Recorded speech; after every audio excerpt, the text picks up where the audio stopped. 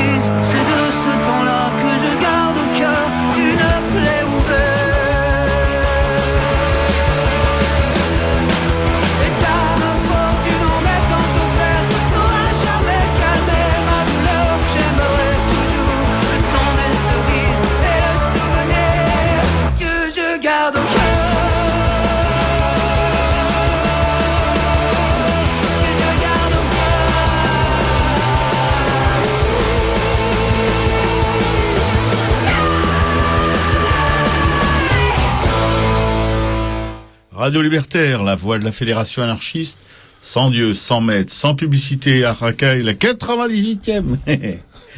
Salut Piquet-Cou, salut mon Jean. Nos invités ce matin, les éditions de la différence, représentées par Colette et Claude, deux éminents de cette maison d'édition consacrée au livre d'art, ce qui est de plus en plus rare, de plus en plus périlleux.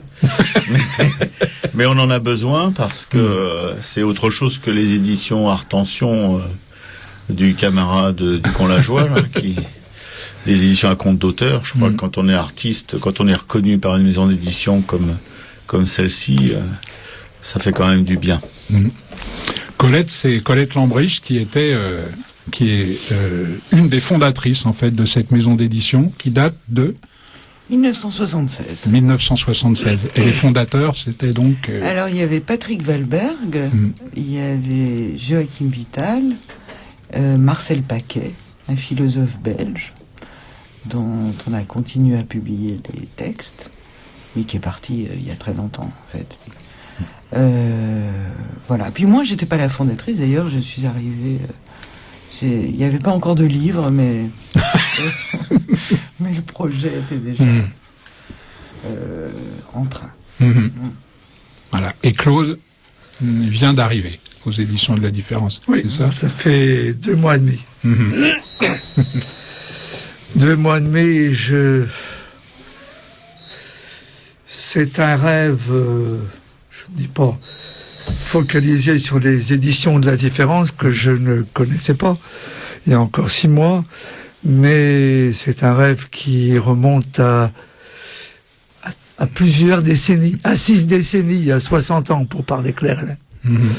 Et je trouve, aux éditions de la différence, exactement ce que je cherchais, et sans le savoir véritablement. C'est-à-dire un potentiel qui reste... exploité sur 3 dimensions. L'écrit. Alors j'ai lu beaucoup dans ma vie. L'écrit. l'œuvre d'art, comme vous venez d'en parler, et puis le livre d'art, je devrais dire plutôt l'écrit, le texte, comme on dit dans le métier, le livre d'art, qui est encore du texte, pour une part, et puis les œuvres d'art. Alors, je suis très heureux d'avoir retrouvé Colette Lambridge, dont je n'hésite pas, parce que j'ai pas l'habitude de parler la langue de bois, dont je n'hésite pas à dire que elle est une grande professionnelle, qu'elle a su préserver la différence pendant ces 35 ans, et que moi, ici, je vais essayer tout au long de ces mois, de ces années, si on veut bien, je ne dirai pas Dieu, si on veut bien me prêter. Non, il n'existe Oui. pas. Ben oui, justement, c'est Enfin, en parce tout que cas, je le sais. Pas dans ce studio. Non, c'est parce que je le sais que je vais pas faire référence à lui. Alors, essayer de l'aider pour approfondir et étendre la différence dans un monde qui crève d'être conforme à des standards qui sont aujourd'hui complètement, pour moi, non seulement traumatisants pour beaucoup de monde, mais qui plongent la terre entière dans une sorte de terrorisme planétaire. Je parle du capitalisme financier. Bien.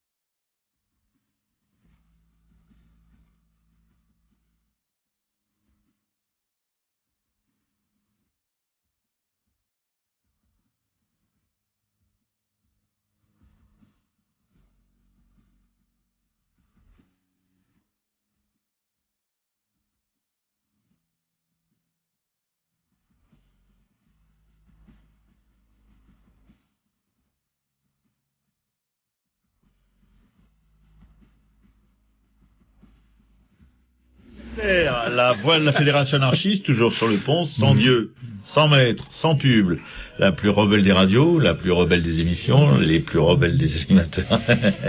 C'est un peu de brosse à reluire, ça fait pas de mal. Avec Piqueco à la régie qui assure. Jean, notre hussard noir de la République, qui va nous parler d'art tout au long de cette émission avec nos invités des éditions de la Différence.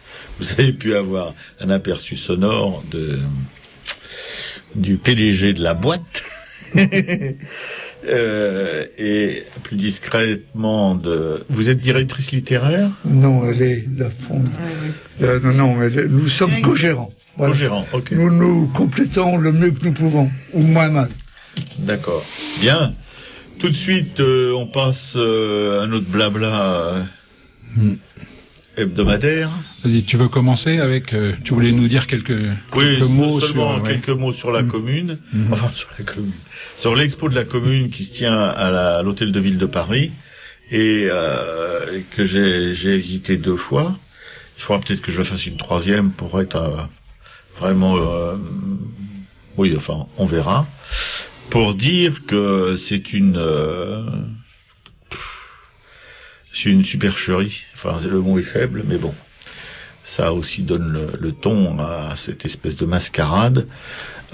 Croire que la commune de Paris, après presque un siècle et demi, fait toujours aussi peur. Surtout aux socialistes, apparemment. Parce que ce sont eux qui l'ont organisé.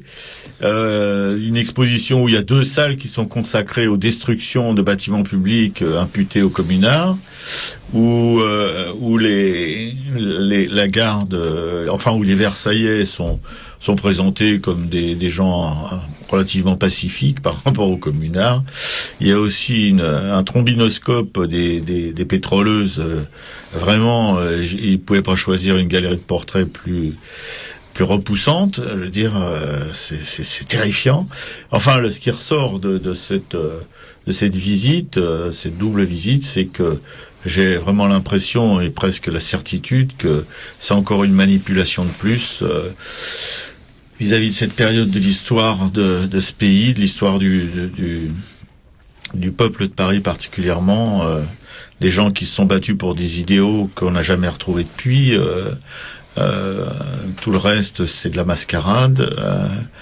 Il faut savoir que, bien que ce soit pas une référence, que Lénine a voulu être enterré avec le drapeau de la commune. Donc c'était quand même, bien qu'il l'ait complètement dévoyé, l'idéal communard, c'était quand même un signe qu'il y attachait quand même une certaine importance. C'est un grand mouvement dans l'histoire du monde ouvrier, qui est là, qui est complètement dévalué, complètement bricolé. Enfin, c'est assez triste, quoi. Donc je voulais dire que allez-y, allez ennuyer, pour être gentil, parce que je dirais plutôt aller emmerder les gentils réceptionnistes qui sont là à poste pour essayer de leur demander s'ils n'ont pas une doc sur cette expo. Après un moment de palabre, ils consentiront peut-être à vous sortir un petit fascicule. J'ai donné celui qu'on a récupéré à Jean. Il y a pas du tout d'affiche non plus de l'événement. Enfin, vraiment, c'est quelque chose d'assez triste. Voilà, c'est tout ce que j'ai à vous dire sur cette exposition. On aurait aimé aussi avoir quelques chants de la commune, quoi.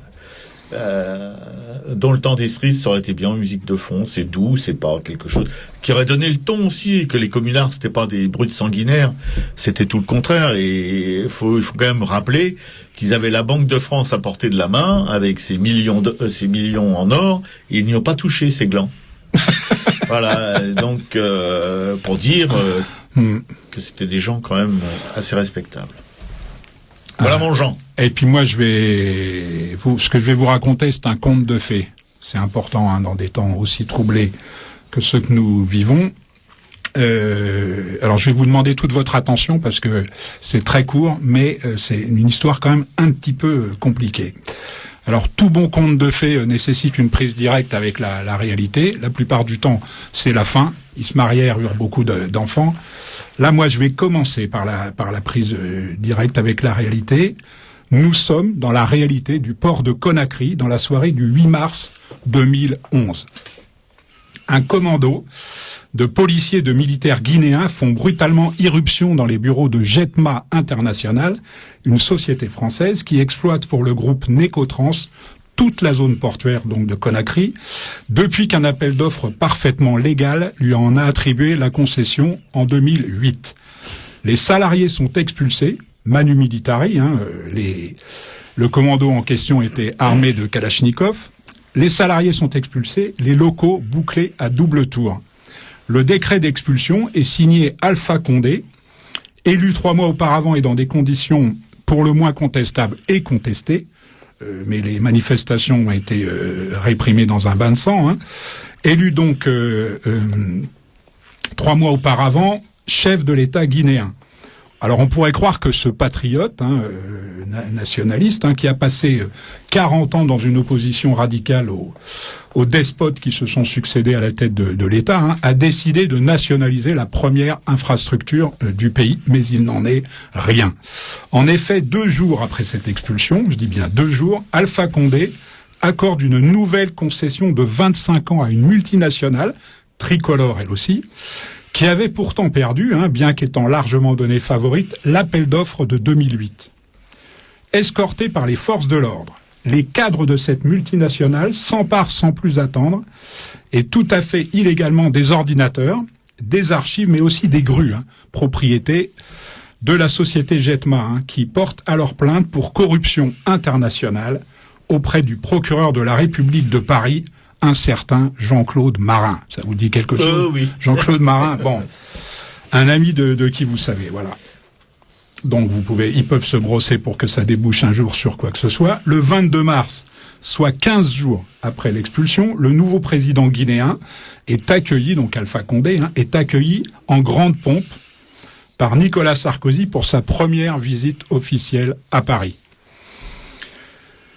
Alpha Condé connaît très bien Paris, en fait. Il a fait, en effet, ses études au lycée Turgot dans les années 60, où il a noué, semble-t-il, d'éternelles amitiés. Voilà. Et alors, je vais finir ce petit conte de fées, par 6 questions à nos invités. Qui fut le principal condisciple au lycée Turgot du président guinéen et multiplie, depuis son départ du gouvernement, les visites à Conakry, celui qu'Alpha Condé appelle tendrement mon frère jumeau? Savez-vous qui est ce... Moi, je ne sais pas, mais ça doit être Nicolas Sarkozy. Non. Bernard Kouchner. Ah bon? Oui, c'est mieux encore. Oui. Non, mais c'est plus étendu que ça. Ça dépasse largement la petite personne de Sarkozy. Quelle agence de communication a pris à sa charge? C'est-à-dire à sa charge, ça veut dire qu'elle, non seulement elle a orchestré la campagne, mais qu'elle l'a aussi financée. Quelle agence de communication a pris à sa charge la campagne électorale qui a mené au pouvoir Alpha Condé? Celle de ces gars-là, non? Euro-RSCG, bien mon camarade. Oh, mais il faut pas être là. Quel holding familial contrôle Euro-RSCG? Bolloré, mais c'est... Non, mais... T'es réveillé depuis 5 heures du matin. Non mais Jean, écoute, c'est tellement... récurrent. Pendant la campagne électorale d'Alpha Condé, un éditorialiste du Figaro a opportunément, très opportunément même, je dirais, sorti, mais enfin on a en face de nous des spécialistes de l'édition, sorti une biographie du futur président guinéen. Ça faisait partie du matériel de campagne. De qui cet éditorialiste avait également été le biographe en 2007? Oh bah alors. Vincent Bolloré. Du petit ventilateur. Non, Vincent Bolloré. Ouais, encore lui. Bon. Quelle est cette multinationale tricolore à laquelle Alpha Condé a illégalement cédé la concession du port de Conakry? Je te le donne, Émile. Qui possède aussi, entre autres, celle du port d'Abidjan et qui a financé la campagne électorale de Laurent Gbagbo, la dernière. Voilà, le groupe Bolloré, à qui appartiennent, parce qu'il faut quand même à un moment donné boucler la boucle. Les grues. À qui appartiennent les locaux de Conakry, dans lesquels Bernard Kouchner a installé sa fondation pour venir en aide aux femmes et aux enfants guinéens. La maison de la femme et de l'enfant. toujours, effectivement, Vincent Bolloré, sur le yacht duquel le président français fraîchement élu, Nicolas Sarkozy, était allé se reposer après sa formidable et si enthousiasmante victoire de 2007. Voilà, je vous avais prévenu, hein, c'est un vrai conte de fées. Alors, je finirai comme on a en face avec nous les éditions de la Différence, qui ne fait pas que du livre d'art, hein, dont la poésie française et internationale est aussi un axe majeur, je dirais. On va faire un petit clin d'œil à Paul Éluard, hein, sur mes cahiers d'écoliers, sur les armes des guerriers, sur la couronne des rois, sur la mer, sur les bateaux, j'ai écrit ton nom, collusion. Voilà, c'est tout pour aujourd'hui, à la semaine prochaine. Bon, je peux dire un mot, là? 10, 2, 20, 40, c'est tout ce que tu veux. Bon, alors, ça confirme ce que j'ai vécu, et ce que je sais depuis très longtemps. Les appels d'offres, c'est de la manipulation, organisée précisément par ceux qui ont le pouvoir réel, c'est-à-dire ceux qui ont le pouvoir financier, qui est en train tout simplement non seulement de tuer les hommes, les femmes et les enfants, mais qui sont également en train de tuer l'économie réelle. Tous les appels d'offres auxquels j'ai pu assister de près ou de loin sont manipulés. Et si par hasard quelqu'un comme celui que tu viens de citer, la société que tu viens de citer, passe à travers, aussitôt elle est éliminée. C'est un trafic d'influence. L'appel d'offres, on sait avant de lancer l'appel d'offres qui va être retenu. Et si il y a quelque chose qui dans le circuit programmé, dans la programmation du processus ne marche pas, alors, comme dans l'exemple que tu viens de citer, alors on l'élimine. Et moi, ils ont même inventé, parce qu'ils sont pas tout à fait idiots, ils ont même inventé un billard à plusieurs bandes là-dedans. Quelquefois, on a des appels d'offres conceptuels, parce qu'on est dans un pays d'intello. Tout le monde sait ça. Alors, on a des appels d'offres conceptuels. C'est-à-dire que celui qui qui projette, enfin, qui organise l'appel d'offres, il a pris, il est entendu qu'il ne sera pas retenu, que lui ne participe pas en réalité à l'appel d'offres. Mais il l'organise. Seulement, il l'organise de telle sorte qu'il a choisi avant d'organiser l'appel d'offres. Voilà. Et c'est ce qu'on appelle un appel d'offres conceptuel. Et quand je vois que aujourd'hui, pour le moindre chantier, et même pour la moindre garantie, les établissements, enfin les établissements publics sont obligés de passer par un appel d'offres, je dis que cette manipulation est devenue institutionnelle. Voilà. Et une nouvelle fois, c'est la preuve que le capitalisme financier domine totalement l'économie réelle et la met sous sa botte. Voilà.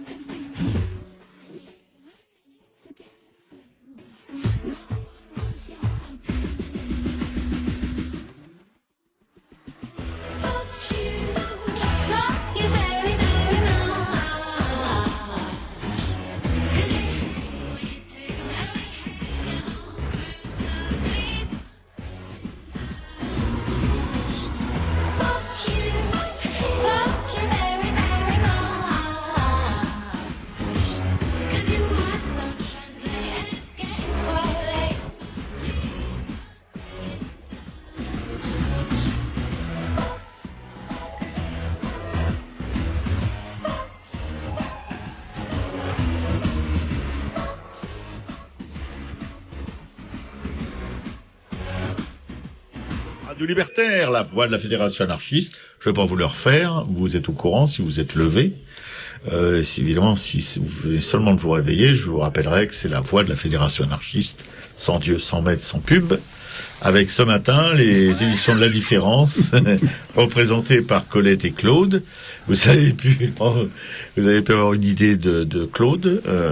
Voilà, vous voyez que c'est pas tout à fait la langue de bois. On aimerait bien entendre aussi tout à l'heure Colette sur les éditions de la différence, enfin sur cette aventure extraordinaire, cette palette incroyable, celle qui va des artistes singuliers jusqu'à des artistes très contemporains. Et de la poésie en plus, ça j'ignorais. Ouais. Tu m'avais caché ce truc. C'est que Je t'en ai gardé pour ce matin. oui, mais c'est que des choix suicidaires à mon avis. Enfin bon, tant mieux que ça existe. Bon, la chanson qu'on vient d'entendre, c'était Lily Allen.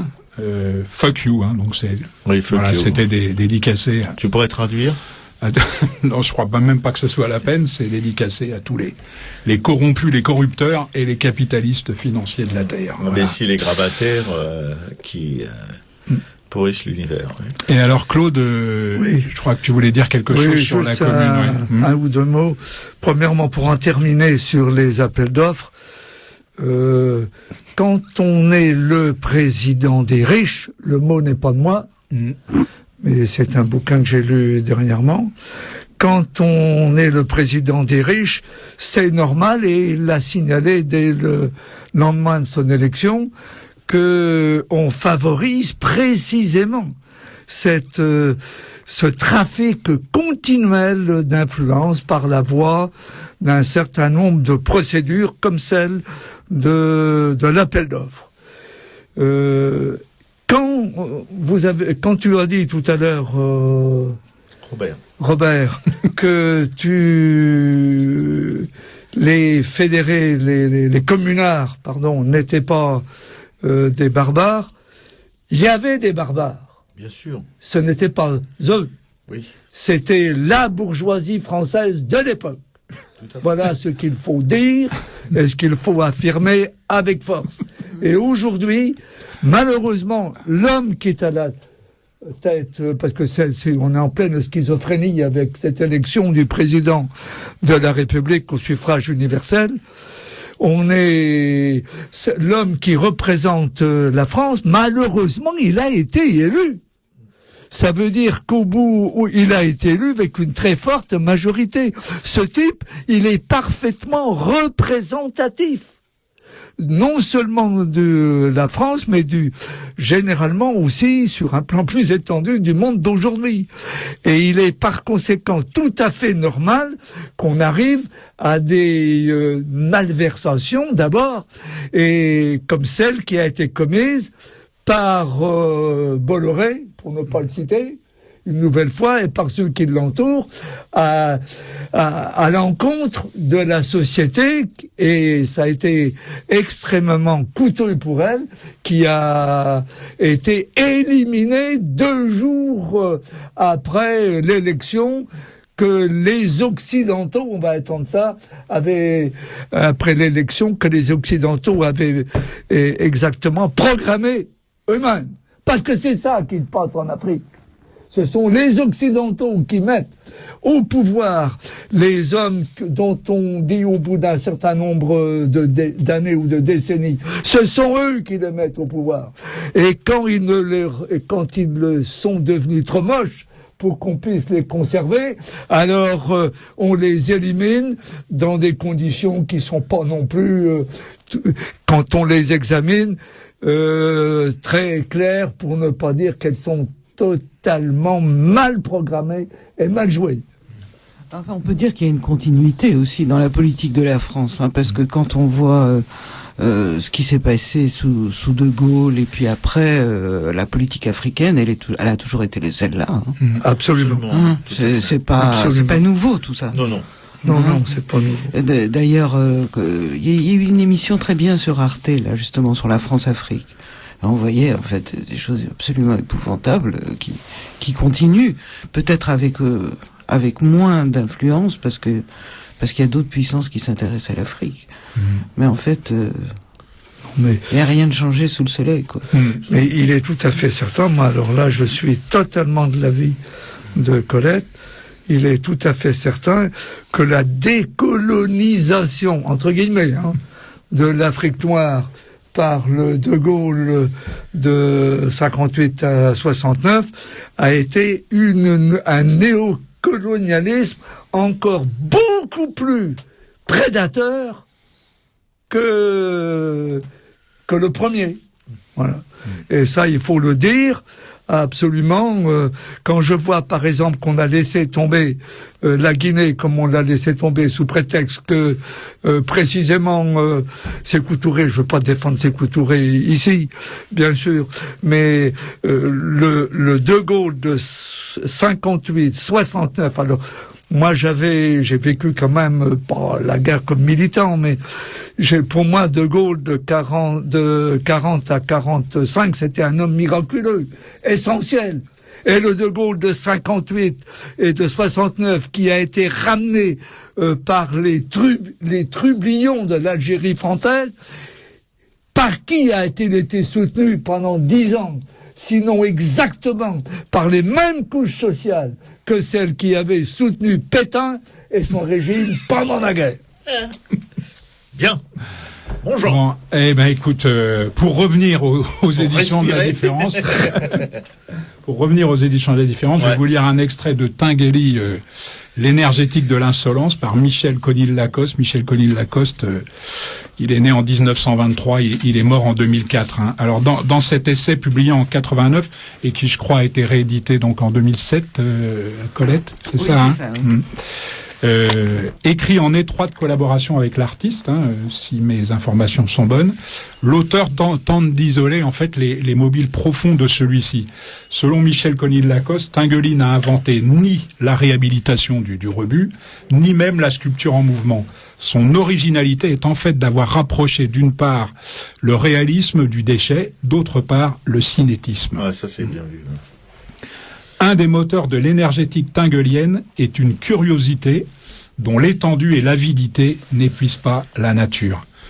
Il faudrait presque discerner chez cet artiste une curiosité égalitaire, marquée par la propension tôt déclarée à conférer au registre du banal et du familier autant de dignité qu'à l'objet prestigieux. C'est le côté chineur, compagnon d'Emmaüs de Tinguely, ce qui le rapproche de son comparse Daniel Spoerry, et, de ce point de vue seulement, de Dubuffet. S'il est donné de révéler pour une chose belle et exaltante quelque objet qui naguère faisait horreur, c'est tout gain. Ce mot du promoteur de l'art brut pourrait être contresigné par le sculpteur des Balouba et de l'enfer. Comme Schwitters, et même plus résolument que lui, comme le Spoerry de la topographie anecdotée du hasard et des tableaux pièges, Tinguely accepte l'objet, le fragment, le débris sous tous ses aspects. Consistance, usure, odeur, l'objet trivial qui ne doit, après tout, sa banalité et le mépris dans lequel on le tient, qu'au fait que la combinaison de molécules qu'il représente est plus fréquente que d'autres, tout en restant intrinsèquement aussi noble que des plus flatteuses. Il y a chez Tinguely, démocrate en quelque sorte, dans ses attirances matérielles comme il l'est dans ses options politiques et sociales, le sentiment d'une confraternité égalitaire entre les choses, avec les choses. Est-ce solliciter à l'excès cette tendance que d'apercevoir dans son œuvre, en marge de son animation mécanique, une sorte d'animisme? Allons plus loin. Il n'est pas jusqu'aux artistes, ses amis, qu'il invite à collaborer à ses entreprises et au public qu'il fait participer à l'animation de certaines de ces sculptures qui ne prennent rang comme éléments humains, presque dans une cordiale confraternité parmi les éléments de toutes sortes qui s'y trouvent intégrés. L'élément de base, c'est la ferraille. Tôle découpée, tôle déployée, fil de fer, fer à béton, plaques et gueuses de fonte, tubulures et poutrelles, et naturellement toute la casse. La ferraille est la vraie mariée de Tinguely. La ferraille mise à nu par son convulsionnaire même, pour transporter Duchamp, parrain malgré lui de toute une génération de nouveaux réalistes et d'artistes pop, ou plus généralement non conformistes des années 50 et 60. Duchamp qui se déplaçait pour les expositions de Tinguely, auxquelles il a très vite marqué une estime particulière. Et alors suit dans le livre une liste exhaustive de tous les matériaux utilisés par Tinguely. Je vais pas vous la faire entièrement. Par ordre d'entrée en scène, 1954 découpe de tôle, bois, roues de bicyclette et autres. 1960 ferraille, casse en tout genre, soudure électrique, machine à écrire, casque militaire, ustensiles de cuisine, etc., etc. Voilà. Alors, Tinguely, l'énergétique de l'insolence de Michel Conil-Lacoste a été réédité, comme je l'ai dit, par les éditions de la Différence. Vous pouvez donc commander le bouquin auprès de la librairie Publico, 145 rue Amelot, 75 011 Paris, auprès de l'éditeur aussi, bien sûr, mais nous, ici, c'est la librairie Publico, téléphone 01 48 05 34 08 et site internet librairie-publico.com. J'ai oublié de te demander les stations de métro. Fille du calvaire Robert Kampf et République. Voilà. Vous savez qu'il était assez drôle, Tinguely, parce que il avait une revanche à prendre parce que son père travaillait chez Nestlé. Alors, il détestait absolument Nestlé. Et il leur a fait faire des boîtes qu'il leur a fait payer extrêmement cher. Il était très politique, parce que vous savez que quand le musée Guggenheim lui a proposé la grande exposition, je sais plus en quelle année c'était en 2001-2002, il a d'abord dit oui, puis il a réfléchi, et puis il a fait son exposition en Russie. Et vous savez avec qui? Il a demandé à la Suisse de distribuer de la soupe populaire pour tout le monde pendant l'exposition. Il était tout à fait... Vous savez que c'était le fils d'un gitan. Et il avait gardé cet esprit gitan. Il était complètement... Je me souviens de... il avait été nous chercher à l'aéroport de Genève. Et il n'avait d'ailleurs plus son permis parce qu'on lui avait enlevé. Et on comprenait parce que il conduisait à une allure folle, sans permis, donc, pour nous amener dans son atelier, qui était près de Fribourg. Et alors, c'était absolument extraordinaire parce que il nous a montré cette grande salle où tout était noir. On entrait dans une espèce de grand hall comme ça, complètement...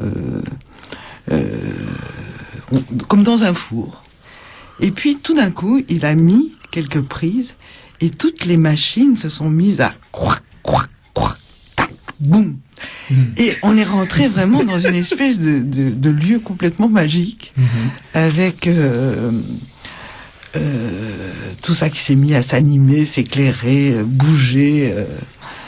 Non, c'était un personnage tout à fait étonnant. Alors, les gens qui avaient acheté des sculptures de lui, c'était terrible parce que quand il y avait un truc qui marchait plus, parce que c'était quand même des choses qu'il faisait, qui soudaient, alors il reprenait la sculpture et souvent il la rendait jamais. Alors il y avait mais moi je connais des histoires incroyables. Pour la dernière exposition qu'il avait fait à Paris chez Naon, il lui a fait démolir toute sa galerie pour faire rentrer une sculpture. En disant il a de l'argent, donc il peut démolir. Il peut tout démolir pour que ça rentre. Non, c'était vraiment pas quelqu'un de très fréquentable, je trouve. Mais plus fréquentable qu'on ne le pense. Ah ouais. Je vais vous dire, je vais prendre sa défense. Bon. Oui. Je vais prendre sa défense parce que, vous savez, dans les gens qui ont de l'argent, lui, il est fier d'avoir de l'argent. Et d'abord, il l'a gagné. Il n'en avait pas au départ. Et en plus, il n'a pas du tout, enfin parmi les marchands d'art, et Dieu sait si j'en ai connu, c'est quelqu'un qui a assumé son rôle. C'est-à-dire que d'abord il a acheté énormément aux artistes. Il a quand même et il a ce côté, si vous voulez, qu'ont certains juifs, c'est-à-dire une espèce de fierté de sa réussite, c'est-à-dire qu'il a quand même fait une fortune absolument considérable. Il a un palais à Venise, un autre à Marrakech, 3000 mètres carrés à Paris dans le Marais, et tout ça. Mais je vais vous dire, moi qui, au départ, avait quand même les plus grandes réticences par rapport à lui, plus je l'ai connu, plus j'ai trouvé qu'il y avait une espèce de... c'est-à-dire, c'est quelqu'un qui assumait ce qu'il faisait. Moi, j'aime bien les gens qui assument ce qu'ils sont. Et dans ce monde-là, c'est assez rare, je peux vous l'avouer. Vous le certifiez, pas l'avouer. Sauf que j'ai entendu une fois une interview de lui, c'est pour ça que je dis que j'ai exprimé mon espèce de réserve vis-à-vis de ce personnage, où il était très content de lui, effectivement, en racontant qu'il avait acheté à Di Rosa et à Combas, quand ils étaient des jeunes étudiants encore pas reconnus, il avait acheté des œuvres à un prix dérisoire, et qu'il avait revendu une fortune, et il avait l'air très content de lui, mais d'avoir justement fait cette affaire sur le dos de jeunes artistes qui étaient à ce moment-là dans la dèche. C'est ce côté-là qui m'a un peu, Vous savez, même beaucoup déplu. Vous savez, tous les marchands, c'est comme ça. Oui, non, mais c'est pour On ça que achète je les bon dé- marché c'est pour ça que je les vendre déteste. cher. Oui, mais on se vante pas. Je trouve que c'est une faute presque de goût de se vanter d'avoir escroqué en quelque sorte des jeunes artistes. Mais ce n'est pas escroquer, parce que Oh, si vous bon. voulez, si eux ne les achètent pas, il y a personne qui les achète. Non, d'accord, mais Sachez bon. sachez quand même ça. Il Oui, donnait bah, le prix de bien sûr. départ, non? C'était des sandwichs ou... Oui, à peu près, oui. tu vois. Non, mais c'est pas tout à fait vrai quand même. Enfin, C'est pas bon. tout à fait vrai parce que moi je l'ai vu à l'œuvre et même il a été victime aussi parce qu'il a une forme de naïveté. Vous savez, il y a eu un film qui a été fait à son sujet qu'il a d'ailleurs à peu près mis par terre parce que un jour il y a une des personnes de sa famille qui a décidé de faire un film sur lui. Et alors, c'est-à-dire, il y avait une espèce de caméra cachée qu'il a suivi pendant les foires d'art, dans sa galerie, au point d'oublier la caméra. Et ce film a donné, on l'a visionné, et puis il s'est reconnu vaguement dans ses rapports avec les artistes. Et puis, le film a été monté, et alors, ça a été un déchaînement, parce qu'on le montrait discutant, faisant des affaires tel qu'il est, c'est-à-dire parfois désagréable, parfois odieux d'ailleurs comme il pouvait être. Et ça a été... Alors tout le monde lui est tombé dessus. C'est-à-dire... alors qu'ils font tout ça. Oui, non, j'ai aucun doute là-dessus. Oui, qu'ils font tout ça. Mais sauf que lui le faisait avec une espèce de... D'innocence. Oui, non, de franchise. De franchise. De franchise, parce que c'était son métier. De Et que franchise. on suivrait n'importe qui dans son métier et on montrait les choses, enfin, au montage, on montrait les choses d'une certaine façon. On peut démolir absolument sûr, n'importe qui. Bien sûr, bien sûr. Bien sûr. Et donc voilà, moi je trouve que c'est quelqu'un qui n'a pas que des défauts. Bon.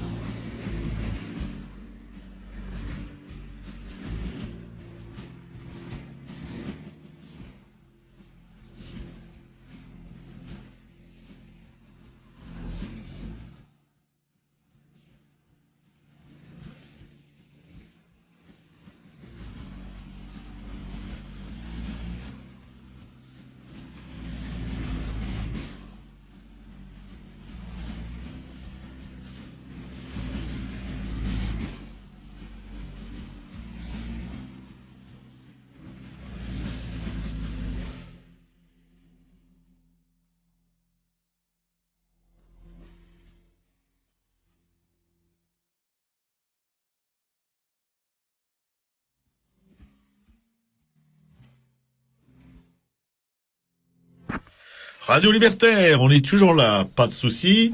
Toujours la voix de la Fédération anarchiste, toujours aussi détaché des maîtres et des dieux, avec Piquet-Cou la régie, Jean, notre hussard noir de la République, qui est missionné pour nous dérouiller un peu les neurones. Et ça nous fait du bien tous les mardis. Dommage que ce soit que le mardi. Avec nos invités, ce matin, les éditions de la différence, représentées par Colette et Claude, qui en sont les leaders. Et qu'on va un peu foyer pour savoir comment ça se fait que cette chose puisse encore exister après 35 ans de vie sur le marché de l'édition d'art. Voilà, la question est posée à Colette d'abord. Alors écoutez, comment vous dire, depuis 35 ans, avant que je ne rencontre Claude, la maison d'édition était dirigée par Joachim Vital, qui était mon compagnon, et moi-même. Pendant 35 ans, on a jonglé. On a jonglé entre deux activités, qui étaient la publication des livres et la publication de, si vous voulez, l'édition de lithographies de certains artistes qui étaient cotés sur le marché. Et cette activité-là finançait l'autre. Et alors, ça finançait plus ou moins bien, plus ou moins régulièrement. Donc il y a eu plein d'accros. Donc ça a été toujours une vie un peu mouvementée, compliquée, périlleuse, avec des arrêts, des rattrapages. Enfin voilà, on s'est accroché à cette maison d'édition pendant 35 ans, avec une espèce de folie, je sais pas comment vous dire ça, c'était notre vie, c'était notre raison d'être, donc on a continué jusqu'à... voilà. Et puis il est mort, mon compagnon. Il est mort en mai dernier, donc moi j'ai continué, tant bien que mal. Je suis nettement moins douée que lui pour faire un certain type d'affaires qu'il faisait, arrivant toujours d'une manière ou d'une autre à retomber sur ses pattes. Et voilà. Et puis j'ai rencontré Claude, qui par un hasard je dirais, à la fois de calendrier et de rencontre, parce que je veux dire, c'est toujours un hasard et toujours une étrangeté, une rencontre. Il s'est trouvé qu'il était à un moment de sa vie où il avait envie de renouer avec ou de se nouer avec quelque chose qu'il avait toujours voulu faire. Et voilà, donc les intérêts des uns ont rencontré celui de l'autre. Et je dois dire que pour moi, c'était d'abord une immense méfiance, une immense incrédulité, et puis finalement, à mon grand étonnement, une chose possible, visiblement. Voilà. Comment je résumerais la chose, parce que c'est compliqué. Alors, la méfiance, ça je peux le confirmer. L'incrédulité, je peux également. Et dès le deuxième fois nous nous sommes rencontrés, je me rappelle avoir dit à Colette, vous êtes pour moi une chance inespérée, parce que je vais peut-être enfin accéder à un rêve que j'ai toujours eu dans ma vie quelque part. Et quand je dis quelque part, c'est que je l'ai eu continuellement, et effectivement. Et je lui ai dit aussi, mais pour vous, je représente moi aussi une chance inespérée. Parce que il se trouve, on va parler clair et net comme d'habitude, hein. Enfin, vous me connaissez pas tout à fait. Mais, oui, vous commencez, oui. J'ai pendant 58 ans et demi, une vie professionnelle intense et dense, et puis aussi au sens grec et et affectif du terme, sympathique avec ceux que j'ai rencontrés. Ça, c'est clair. Je n'oublierai jamais beaucoup d'hommes et de femmes que j'ai rencontrés pendant ces 58 ans, et je n'oublierai jamais non plus la profession avec laquelle j'ai travaillé, dont nous parlerons une autre fois, si nous avons l'occasion. Et j'ai rencontré donc des hommes et des femmes qui savaient écouter, entendre, et qui m'ont fait confiance, c'est clair. Eh bien, je crois d'ailleurs que cette confiance, et ils le savaient bien, était méritée. Alors, aujourd'hui, j'ai un peu de sous. Bon, qu'est-ce que vous voulez que j'en fasse de tout le monde autour de moi est correctement, enfin non pas seulement protégé, mais en situation d'aisance relative. Bon, relative forcément, c'est toujours relatif. Moi aujourd'hui, avec j'ai envie de me servir de... J'ai pas de fortune, contrairement à ce qu'on a dit. Je suis pas cette octogénaire rigidine dont après j'ai pu parler, c'est ridicule. Mais j'ai quelques sous. Ces quelques sous, j'ai envie de les employer pour précisément me battre contre la barbarie actuelle. Parce que c'est une barbarie, actuellement. Partout, une inculture, une immaturité. Et quand j'ai rencontré, ça c'était la première fois Colette, je lui ai demandé, mais comment s'appelle votre maison d'édition? Elle m'a dit, les éditions de la différence. J'ai dit, moi ça fait 70 ans, 75 ans que je cherche la différence. Et que j'essaie dans mes métiers de la promouvoir, avec tous ceux qui m'ont entouré, quelles que soient les vicissitudes, tout cela, je les remercie d'avoir accepté de vivre avec un type comme moi. Bon, mais en dehors de tout cela, aujourd'hui, j'ai donc amassé quelque argent. Pour une fois, je vais m'en servir à titre personnel. Voilà.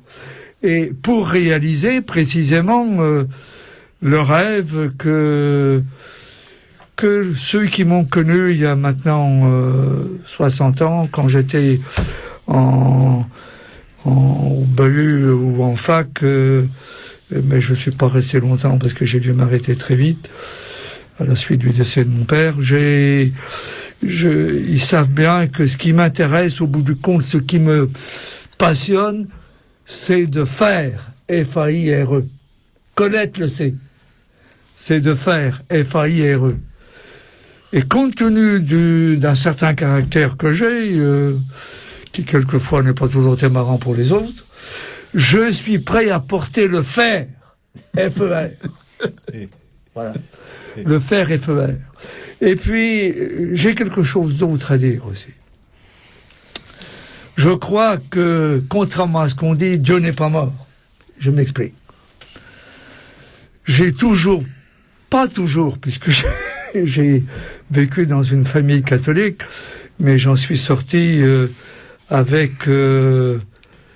disons que lorsque j'ai commencé dans les classes supérieures, notamment à faire des études de philo, j'en suis sorti assez vite, et aujourd'hui je suis totalement athée.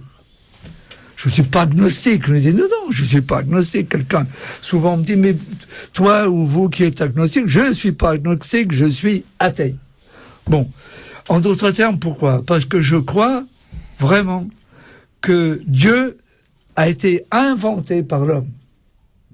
Et pour moi, c'est une nécessité biologique pour l'homme. Dieu a été inventé par l'homme parce que l'homme avait deux terreurs, si je puis dire.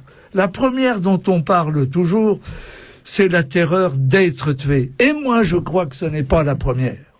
La première, c'est la terreur de tuer. C'est la terreur de tuer. Alors, coincé entre ces de terreur et continuellement par conséquent profondément perturbé, l'homme a été, et ayant de lui-même une image très douloureuse à vivre, parce que l'homme sait bien qu'il est un tueur. C'est pour ça qu'il a d'ailleurs la terreur de tuer. L'homme depuis toujours a dû tuer, a tué et a eu souvent plaisir à tuer. Et il a eu également, bien sûr, peur d'être tué par celui qu'il était amené à affronter et à attaquer. Alors, coincé dans tout cela, l'homme a inventé une image supérieure qui remettait les péchés, comme nous le savons tous, puisque... Les péchés du monde. Les péchés du monde. Comment c'est ça? Quis tolli peccata mundi. Voilà. Qui remet les péchés du monde. Bon. Alors, il a dû inventer un être suprême, qui remettait les péchés du monde et qui lui permettait à lui, cet homme, de pouvoir, en d'autres termes, vivre tant bien que mal, chaotiquement. Mais aujourd'hui, beaucoup de personnes savent que si Dieu ne mourra jamais, puisque il restera, contrairement à ce que Nietzsche a dit, qui est mon philosophe préféré, contrairement à ce que Nietzsche a dit, celui qui m'a vraiment enfanté une deuxième fois, si je puis dire, c'est Nietzsche. Eh bien, qu'on commence juste un petit peu à connaître. Mais enfin, quand je lis les bouquins qui ont été écrits sur Nietzsche, je me demande où je suis rendu, quoi. Bon, je suis pas du tout d'accord avec ce que je lis la plupart du temps sur Nietzsche. Mais oublions Nietzsche un instant. L'homme, Dieu n'est pas mort, parce que dès qu'un seul homme sur la terre et Dieu continuera à exister, Dieu est un échec. C'est pire. Dieu est un échec. C'est-à-dire qu'aujourd'hui, Dieu ne suffit plus pour, en d'autres termes, répondre à l'attente des hommes et des femmes, ici ou ailleurs. Il répond plus aux problèmes que l'homme lui-même a créés par les avances technologiques prodigieuses qu'il a pu mettre en place. Et c'est prodigieux. Mais ça se retourne aujourd'hui, ça risque tout au moins de se retourner contre lui parce qu'il les maîtrise plus. L'homme a inventé un monstre et le monstre a échappé à son créateur. Et ce monstre, aujourd'hui, il est représenté par ce que j'appelle le capitalisme financier. Alors, puisqu'aujourd'hui, Dieu est un échec, il faut une autre expression, une autre image, une autre vision à l'homme. Et ce que je crois vraiment, c'est que le génie de l'homme aujourd'hui, plus que jamais, ça a toujours été, mais plus que jamais, c'est le génie de l'illusion. Et comment commence le génie de l'illusion? Il commence par l'art. Il commence par l'art. Et il finit par l'art. Pour pouvoir se sauver de cette angoisse qui l'étreint depuis toujours, et de cette peur de tuer et d'être tué, les hommes des cavernes ont inventé des peintures merveilleuses qui réduisaient la bête à n'être plus qu'une image sur un mur. Donc on pouvait estimer à ce moment-là avoir dompté la bête et ne plus en avoir peur et pouvoir l'affronter. Eh bien, aujourd'hui, je crois que Dieu étant désormais un échec avéré, enfin bon, celui qui veut pas le voir, tant pis pour lui, quoi, mais c'est un échec avéré, Dieu ne peut plus servir à l'humanité. Il faut donc, et il a toujours fallu, mais aujourd'hui c'est plus vrai que jamais, que l'homme invente une culture, et il ne pourra inventer cette culture que s'il a une sensibilité et une capacité en même temps, une sensibilité approfondie à l'art et une capacité de produire l'art. Et je crois, moi, que tout est art. Tout est art. Là, quand je vois un jardinier, si vous voulez, tailler un arbre, je suis émerveillé par l'art qu'il produit, avec l'arrondi des superstructures de l'arbre. Quand je vois une femme à sa coiffure, en train d'arranger sa coiffure ou de s'habiller, je suis émerveillé. C'est de l'art. C'est de l'art. Quand je... Et vous ici, je veux pas vous, c'est pas de la flagornerie, moi je suis pas anarchiste, je ne serai jamais. Parce que je crois qu'il faut absolument, véritablement une organisation, une régulation de la circulation des biens, des services et des capitaux. Oui, Romain. Et dans le même temps, cependant, j'ai cependant bien sûr une proximité avec vous. Mais vous ici, que vous le veuillez ou non, vous faites de l'art. Et d'ailleurs, pourquoi avez-vous inventé une émission comme celle d'aujourd'hui? Parce que vous avez aussi cette conscience qu'après l'échec de Dieu, il ne nous reste plus pour sortir de la barbarie que d'imposer l'art contre le capitalisme financier. Voilà ce que je pouvais dire à ce sujet. Et par conséquent, je suis très heureux de pouvoir travailler à la différence.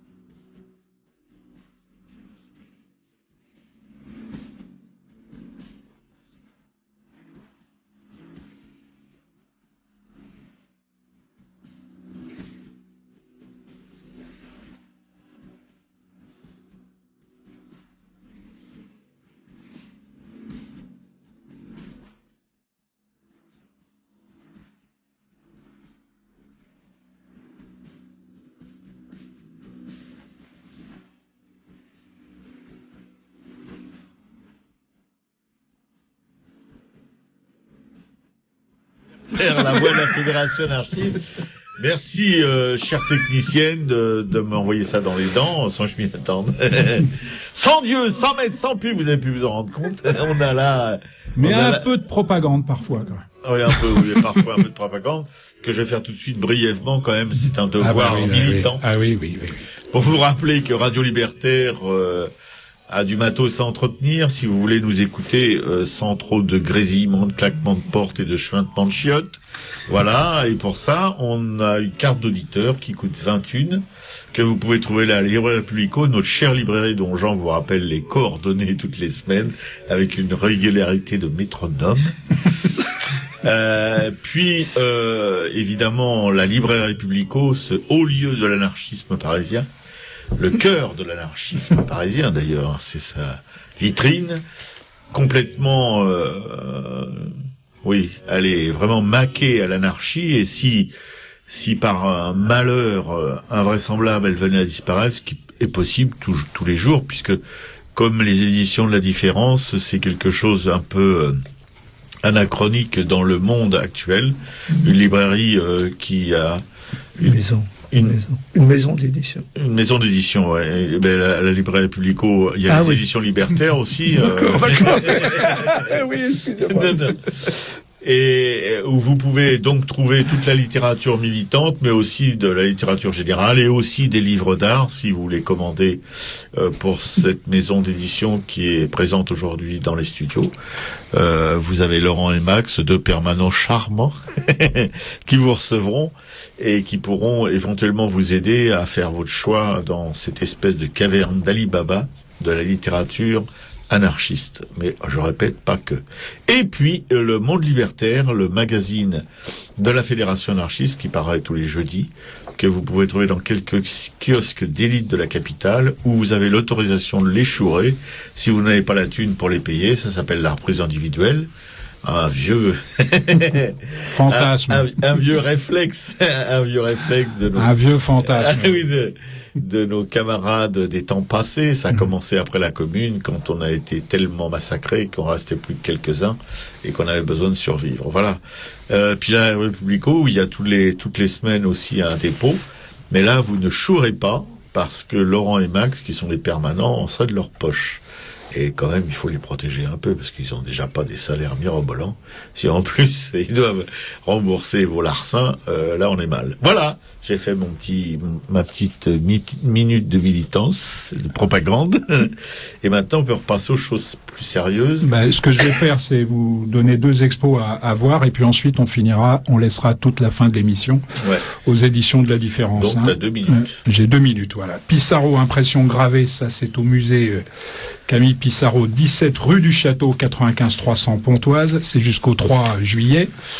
Alors, on ne présente plus Camille Pissarro, ce compagnon de route des anarchistes, qui est universellement connu pour avoir été l'un des pères de l'impressionnisme, ce mouvement pictural qui, je le rappelle, rompit avec l'académisme au XIXe siècle. Mais l'œuvre de cet artiste est bien plus dense qu'on l'imagine. La gravure a aussi été son domaine de prédilection, comme on peut le voir avec les 194 estampes présentées ici, dont la moitié, il faut le préciser quand même, ont été réalisées pendant les 10 ans qu'il vécut à Pontoise. Il y a un petit peu de chauvinisme de la part de Pontoise, mais bon, on s'en plaindra pas. 194 estampes de Pissarro. Voilà, l'exposition vous fait découvrir ces eaux fortes, d'abord réalisées chronologiquement à la pointe, un peu à la manière de Corot, puis exprimant les possibilités de l'ancrage libre grâce à l'influence de Degas. Et puis pendant que vous êtes à Pontoise, vous pouvez pousser jusqu'au musée Pavé de la Cour, ça c'est 4 rue Le Mercier, 95 300, donc Pontoise jusqu'au 5 juin, ça dure moins longtemps, où on présente la première exposition consacrée en France à l'artiste allemand contemporain Frank Gehritz, à ne pas confondre avec Frank Gehry, qui procède toujours par recouvrement d'une surface plane qu'il détache du mur de quelques centimètres. Initialement sculpteur, Gehritz dessine, entre guillemets, la densité des plans par d'innombrables gestes répétés avec précision qui donnent dans un premier temps un sentiment d'infaillibilité et d'autorité à ses œuvres, avant que la dimension sensible de celle-ci, parce qu'il y en a une, conçue à l'échelle du corps humain, ne se révèle pleinement. Voilà. Voilà les mecs. Pour les expos. Ouais. Alors vous avez intérêt à vous bouger vos fesses, vos grosses fesses pour y aller, parce que Jean vous fait des papiers toutes les semaines qui peuvent vraiment vous ouvrir sur vous faire visiter des univers qui peuvent vous donner, comme le rappelait notre invité Claude, vous faire un peu bouger ce qui vous reste comme neurones dans la tronche. Bien, on va se terminer avec vous, Colette. Vous deviez répliquer à l'élan de Claude. Dieu est un échec. Dieu est un échec. Je sais pas, ça dépend comment. Non, Dieu est un échec sur un plan philosophique peut-être. Moi, je pense que de toute manière, on a besoin de fiction pour appréhender le monde. Dieu en est une parmi d'autres. Et c'est un échec, ça dépend ce qu'on lui demande. Il y a des époques où ça a été magnifique, la perception de Dieu. Si on voit toute la Renaissance italienne qui a passé c'est aussi avec une croyance en Dieu, une croyance que... Donc moi je ne sais pas si Dieu est un échec. Je trouve que de toute façon c'est une fiction comme une autre. Donc ça dépend ce qu'on en fait. Mais la réponse par l'art, ça vous semble... Non, parce que je pense que l'art, vous voyez, l'art c'est comme les autres fictions. Oui. Excusez-moi. Non, je vous en prie. Non, ça c'est Radio Libertaire. Ouais. C'est indispensable, autrement les mecs croient qu'ils sont sur France Culture et ils apprécient que peu. Mais l'art aussi, vous savez, l'art, regardez. Claude parlait tout à l'heure du capitalisme financier. L'art est aussi dans le capitalisme financier. Il y a tout un mouvement comme ça d'art spéculatif où il y a des jeunes artistes qui valent des milliards et puis ou des centaines de millions qui sont promus par des cercles internationaux. Donc, je veux dire, n'importe quoi. Au fond, rien n'a d'existence. Je veux dire, c'est nous qui donnons de l'existence aux choses, qui donnons un contenu aux choses. Je veux dire, la littérature, comme l'art, comme Dieu, comme la religion, tout ça, ce sont des espèces de passerelles par lesquelles on a une espèce on a besoin de ces passerelles pour avoir accès à la réalité. Parce que la réalité, c'est rien. C'est quoi? C'est le noir, c'est le tâtonnement. Donc on a besoin de fiction. Donc ces fictions, elles sont bonnes ou mauvaises. Et en fonction de ce qu'on met dedans. Et de l'organisation sociale, dans le historique, qui s'y colle. Mais moi, je n'ai jamais dit que la fiction de Dieu avait été un échec tout au long de la vie du parcours de l'humanité. Je crois qu'aujourd'hui, c'est cela que je veux dire. Je crois qu'aujourd'hui, Dieu ne peut plus servir. Je crois que le monde est arrivé à un moment de haute technologie. On voit ce qui vient de se produire et ce qui continue à se produire. On ne nous raconte pas d'histoire non plus là-dessus. Ce qui continue à se produire au Japon, qui est extrêmement grave, beaucoup plus grave qu'on nous le dit. C'est toujours pareil dans ces médias. Moi, je connais que les médias français, mais c'est toujours la même chose, quoi. C'est la fuite en avant tout le temps. Un événement surgit, on ne parle que de lui. 2 jours après, il y en a un autre qui arrive. On oublie le premier. Ou comme le premier, en l'occurrence, était très grave, alors on l'occulte le plus vite qu'on peut. Ce que j'ai voulu dire, moi, c'est que, et ce que je crois vraiment, c'est qu'effectivement, je suis tout à fait de l'avis de Colette quand elle dit la fiction est nécessaire à l'homme. C'est ce que j'ai dit aussi. C'est ce que j'ai dit quand j'ai dit que l'homme ne pouvait pas supporter l'image qu'il avait de lui-même sans une aide extérieure, sans une sorte de béquille extérieure. Bon, qui lui soit extérieure. Alors, dans des populations innombrables encore aujourd'hui, Dieu est une fiction qui sert. Mais ce que je crois, c'est qu'en se projetant dans le monde devant nous, dans les décennies à venir, cette fiction sera de plus en plus, non peut-être pas inutile à tout le monde, mais sera de plus en plus incapable de produire la réponse que l'humanité attend et que la plupart des gens attendent. Mais il n'y a pas de réponse. Le problème. Il n'y a peut-être pas de réponse. Non, mais attendez, je termine quand même. Il n'y a pas de réponse, il n'y a peut-être pas de réponse. Moi, je suis tout à fait d'accord qu'il n'y a pas de réponse éternelle, en d'autres termes. Voilà. Il n'y a pas de réponse en dehors du temps. Mais il y a un processus de réponse dans le temps, et je crois que effectivement dans les décennies à venir, quand je parle de l'art, d'ailleurs j'ai bien fait attention à ne pas parler de l'art marchand, si je puis dire. J'ai pas cité Gauguin ou Van Gogh, ou j'ai dit une femme à sa coiffure, un jardinier en train de tailler un arbre. J'ai un écrivain à sa table de travail.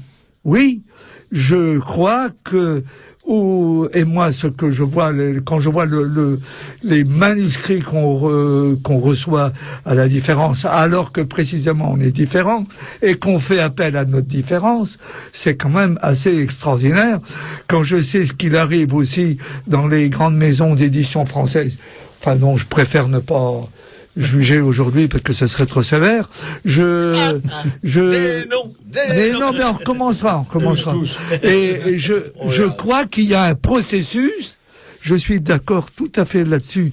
Il y a un processus. Aujourd'hui, demain, la fiction de Dieu ne servira plus à lutter contre la barbarie. Et je crois que l'art sous toutes ses formes, y compris bien sûr l'écriture, sera absolument la nourriture indispensable. C'est pour ça que nous sommes ensemble, c'est pour ça que nous voulons absolument défendre contre cette barbarie la différence dans l'écrit et dans l'art qu'expriment les éditions de la différence. Eh bien, merci Claude, merci Colette. Je pense que c'est une émission qui fera date dans notre...